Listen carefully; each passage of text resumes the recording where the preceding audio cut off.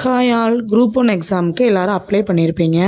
எப்படி கேட்குறாங்க, எந்த மாதிரி கேட்பாங்க அப்படின்றத இந்த வீடியோ பார்க்குறதுனால உங்களுக்கு கிளாரிஃபை கிடைக்கும். ஸ்கிப் பண்ணாம ஃபுல்லாக பாருங்கள். வீடியோக்குள்ளே போவோம். ஃபர்ஸ்ட் கொஸ்டின் பாருங்கள். காரணம் மற்றும் வலியுறுத்தல். வலியுறுத்தலில் என்ன கேட்குறாங்கன்னா, சிஎன் அண்ணாதுரை சிறு தொழிற்சங்கங்களை அமைக்க ஏற்பாடு செய்தார். காரணம், தொழிலாளர் நலன் என்பது நேரம் மற்றும் இடத்துடன் தொடர்புடையது. இந்த மாதிரி கொஸ்டின் பாருங்கள். அண்ணாதுரை அப்படின்றவர் வந்து ஒரு தலைவர். அவர் கண்டிப்பா என்ன பண்ணியிருப்பாரு? நல்லதுதானே பண்ணியிருப்பாரு. அப்ப காரணத்தை ரீட் பண்ணுங்க. அது நல்லதா? நல்ல விஷயம் தானா அவங்க செஞ்சது? அந்த மாதிரி இருந்துச்சுன்னா 2மே சரிதான். அது மாதிரி தான் இந்த கொஸ்டினோட ஆன்சர் ஆப்ஷன் டி. ஏயும் ஆரும் சரி. ஏ வந்து சரியான விளக்கம். நெக்ஸ்ட் கொஸ்டின்ல பின்வருவனவற்றுள் சரியான பொருத்தத்தை தேர்ந்தெடு. மதுரை காந்தி அப்படின்றவர் என்.எம். சுப்புராமன், தட்சிணா காந்தி அப்படின்றவங்க ராஜாஜி, வித்யாலயா ஐயா அவர் வந்து காமராஜர், தமிழ்நாடு நூலக இயக்கத்தின் தந்தை ஏ ராமசாமி. இந்த மாதிரி கொஸ்டின்ஸ் பார்க்குறப்பவே இதோட ரிலேட்டடான எல்லாத்தையுமே படிச்சுக்கிறது நல்லது. இதோட ஆன்சர் வந்து ஆப்ஷன் ஏ 1ம் 3ம் சரி. அப்போ மதுரை காந்தி வந்து என்.எம். சுப்புராமன் கரெக்டு, வித்யாலயா ஐயாவும் காமராஜர் அப்படின்றது கரெக்டு. அப்போ மிச்ச 2 வந்து தவறானது. ஆப்ஷன் ஏ 1, 3ம் சரி. Next question, Rao Bahadur sir ஆத்த பன்னீர்செல்வம் தலைவராக இருந்தார். இதற்கு முன்பு ஆளுநர் எர்ஸ்கினின் நிர்வாக குழுவில் பணியாற்றினார். இந்த கேள்வி வந்து எந்த அமைப்பை பற்றி பேசுகிறாங்க அப்படின்றத கேட்குறாங்க. இதோட ஆன்சர் என்ன அப்படின்னா ஆப்ஷன் சி நீதி கட்சி அப்படின்றது சரி. நெக்ஸ்ட்டு 15வது நிதிக்குழுவின் பரிந்துரைகளின்படி மாநிலங்களுக்கு ஜிஎஸ்டிபியில் 4.0% நிதி பற்றாக்குறை அனுமதிக்கப்படும். அதில் 0.5% பின்வரும் சீர்திருத்துவதற்கு இணைக்கப்படும். அது என்ன துறை அப்படின்னு கேட்குறாங்க. இதோட ஆன்சர் வந்து ஆப்ஷன் பி எரிசக்தி துறைக்கு. கரண்ட் அஃபேர்ஸ் நல்லா பார்த்துக்கோங்க. 5th ஒன்று கீழ் காண்பனவற்றுள் ஆலய நுழைவு போராட்டத்தினை பற்றிய உண்மையான கூற்றினை கூறு. ஃபர்ஸ்ட் ஒன் வந்து நவம்பர் 1, 1817 பிரிட்டிஷ் அரசு மெட்ராஸ் பிரசிடென்சியில் ஒரு சட்டத்தை நிறைவேற்றியது. செகண்ட் ஒன், இது கோவில் நிர்வாகத்தின் ஒரே மாதிரியான அதிகாரங்களை ஆதரிக்கிறது. 3வது, இது வங்காள சட்டம் நம்பர் 19 கீழ் 1810 உள்ள மாதிரியாக இருக்கிறதுன்னு கேட்குறாங்க. இதோட ஆன்சர் வந்து ஆப்ஷன் பி 1 and 2 வந்து கரெக்டு, 3 தவறு. கொஸ்டின் நம்பர் 6 பாருங்க. வலிமையான எதிரியின் முன் அடிப்பணிதலின் பாசாங்கும் சரணடைதலின் ஒத்திவைப்பு என்ற பழமொழியின்படி ஆங்கிலேயருக்கு எதிரான பாளையக்காரர் கூட்டமைப்புக்கு வழிகாட்டிய நூல் எதுன்னு கேட்குறாங்க. இதோட answer option C Panchatantra. Next, கீழ்கண்டவற்றை காலவரிசைப்படுத்துக.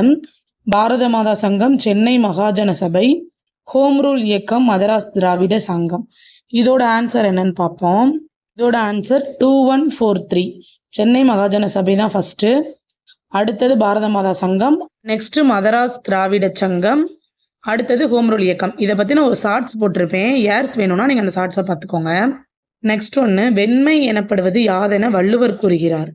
இதோட ஆன்சர் வந்து ஆப்ஷன் ஏ தாம் அறிவாளி படைத்தவர்கள் என்று நினைக்கும் ஒரு செருக்கு. இதை தான் வெண்மை அப்படின்னு சொல்லி சொல்கிறாரு. நெக்ஸ்ட் ஒன்று, மன்னரை சேர்ந்தொழுகுதல், குறிப்பறிதல், அவையறிதல் ஆகிய அதிகாரங்களில் வள்ளுவர் உணர்த்துவன யாவைன்னு கேட்குறாங்க. ஆப்ஷன்ஸ் வந்து அமைச்சரின் நடத்தை பற்றியது, அமைச்சர் மன்னனுக்கு ஆலோசனை வழங்குவது, மன்னன் பிற மன்னர்களோடு நடந்து கொள்ள வேண்டிய முறை பற்றியது, 4வது உளவியல் கருத்துகள் நிறைந்தது. இதில் டவுட் வந்து மன்னன் வந்து பிற மன்னரோடு நடந்து கொள்வது. ஒரு மன்னருக்கும் இன்னொரு மன்னருக்கும் அந்த காலத்தில் சண்டை மட்டும் தான் நடந்துச்சு. ஸோ கண்டிப்பாக இதை பற்றி பேசியிருக்க வாய்ப்பு இல்லை. அப்போ ஆப்ஷன் டி 1, 2 and 4.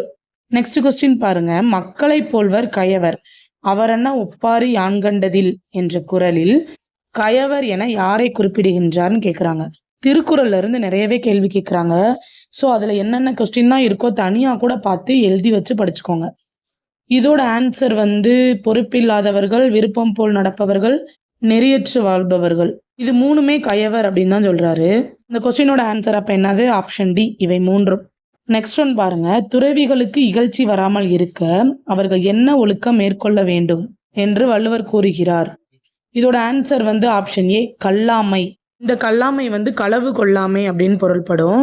நெக்ஸ்ட் இந்த கொஸ்டின் பாருங்க. இதுக்கான குறள் நான் சொல்றேன், ஆன்சர் என்னன்றதை கீழே கமெண்ட்ல சொல்லுங்க. யாருடைய செல்வத்தை வள்ளுவர் நீர் நிறைந்த ஊருணியோடு ஒப்பிடுகிறார்? இதோட குறள், ஊருணி நீர் நிறைந்தற்றே உலகவாம் பேரறிவாளன் திரு. ஒப்பறிவு அப்படின்ற அதிகாரத்தில் சொல்லியிருப்பாரு. இதோட ஆன்சர் என்னன்றதை கமெண்ட்ல சொல்லுங்க. நெக்ஸ்ட் ஒன்று வந்து 13 காகித சங்கிலிகள் என்ற புதினத்தின் ஆசிரியர் யாரு? இந்த மாதிரி புக்கு அவங்களோட ஆத்தர் யாருன்றதை முக்கியமாக படிச்சுக்கோங்க. அது ஒரு தொகுப்பாகவே எடுத்து எழுதி வச்சு படிங்க. இதுலேருந்து கண்டிப்பாக ஒரு கொஸ்டின் வந்துடும். இதோட ஆன்சர் வந்து ஆப்ஷன் ஏ, சுஜாதா ரங்கராஜனோட புக்கு தான் காகித சங்கிலிகள். நெக்ஸ்ட் கொஸ்டின், ஆசிரியர்களை அவர்களது இதழ்களுடன் பொறுத்துக. இப்பதான் சொன்னேன், இந்த புக்கு ஆத்தர் வந்து கண்டிப்பா வந்துடும். இப்போ இந்த கொஸ்டின்ல என்ன தெரியுதுன்னா, நம்மளுக்கு தென்றல் நூல் வந்து கண்ணதாசன், அது நம்மளுக்கு தெரியும். மீரா வந்து அன்னம் விடுத்துவது, அது கன்ஃபார்ம். அப்போ 4ல் வந்து 2 இருக்கிறது ஆப்ஷன் டி. சியில் வந்து 1 இருக்கு, அப்போ இதான் கரெக்டு. ஆப்ஷன் டி அப்படின்றது கரெக்டு. இப்போ ஜெயகாந்தனோட புக் எது? ஞானரதம். நான் பார்த்தசாரதியோட புக்கு தீபம். கழுமலம் என்ற இடத்துப்போர் நிகழ்வை கூறுவது எதுன்னு கேட்குறாங்க. இதோட ஆன்சர் வந்து ஆப்ஷன் பி, அகநானூறு. இந்த வீடியோவில் பார்த்த எல்லாமே குரூப் 1 ஜிஎஸ் கொஸ்டின்ஸு 2024 கேட்கப்பட்டது. இன்னும் இருக்குது. ஸோ இது பார்ட் 2 and 3ல நான் பிரித்து போடுறேன். இதுவரை உங்களுக்கு வீடியோ யூஸ்ஃபுல்லாக இருந்திருந்தால் சேனலை சப்ஸ்கிரைப் பண்ணி வச்சுக்கோங்க. பாய்.